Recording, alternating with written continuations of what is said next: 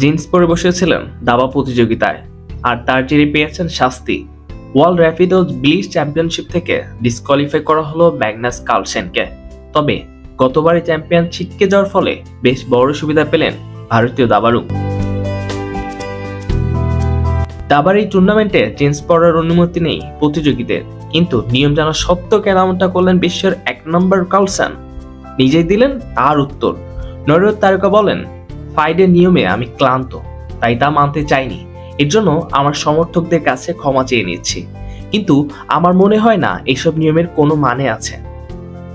এরপরই যোগ করেন, আমি ওদের বলেছিলাম আগামীকাল পোশাক বদলে নিব, কিন্তু ওরা বলল এখনই বদলাতে হবে। সেটা আমার আদর্শের পরিপন্থী। সত্যি কথা বলতে কি, এসবে আমার আর কিছু যায় আসে না।